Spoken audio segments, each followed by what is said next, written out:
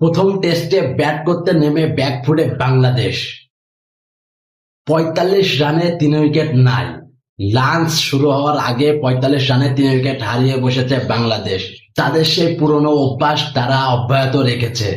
প্রথম থেকেই দেখে আসছি যে তারা ২০ বছর ধরে টেস্ট ক্রিকেট খেলছে। যখনই তাদের সিরিজ শুরু হয় ঠিক তখনই তারা ব্যাটিং এ নামে এবং তাড়াহুড়া করে ৩-৪টি উইকেট হারিয়ে ফেলে। এটা তাদের পুরনো অভ্যাস। আপনারা যাচাই করে দেখেন, প্রত্যেকটা টেস্ট সিরিজে প্রথম ম্যাচেই প্রথম ইনিংসে বাংলাদেশ এরকম ধরাশয়ী হয়। বিশ্বাস না হলে আপনারা অতীত ঘেঁটে বুঝতে পারবেন।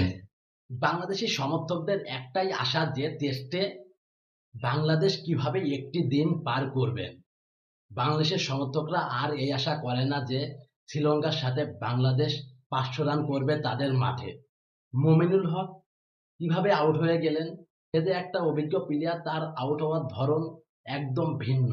মনে হচ্ছে যে একটা বাচ্চা ছেলে ব্যাটিং এ নেমেছে, তারপরে সে উইকেটটা বিলিয়ে দিয়ে চলে গেল। শান্ত বলেছিল যে আমি কখন ব্যাটিং এ নামবো ঠিক নাই। শ্রীলঙ্কা যেন বুঝতে না পারে, সেই কারণে সংবাদ সম্মেলনে আমি কখন ব্যাটিং এ নামবো সেটা বলতেছি না। এটা একটা পুরাই ছেলে খেলামো। শান্ত এমন কোনো ব্যাটিং হয়ে যায়নি যে তার জন্য শ্রীলঙ্কাকে প্ল্যান করতে হবে। এটা পুরো একটা বোকামি ছাড়া কিছুই না। কিন্তু একটা জিনিস আপনাকে বিশ্বাস করতে হবে, শ্রীলঙ্কার সাথে শান্ত এবং Mushfiqur Rahim top performer. Mushfiq team ফরম্যাটে শ্রীলঙ্কার সাথে টপ পারফর্মার, কিন্তু শান্ত ওডিআইতে শ্রীলঙ্কার সাথে খুবই ভালো পারফর্ম করে।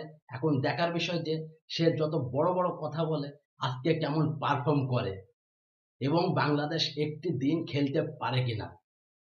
এনামূলক বিজয়কে এখনো একটি টেস্ট সুযোগ দেওয়া হবে। তুমি ভাই তোমার মতো পারফর্ম করার চেষ্টা করো, না হলে তুমি দলে টিকতে পারবে না।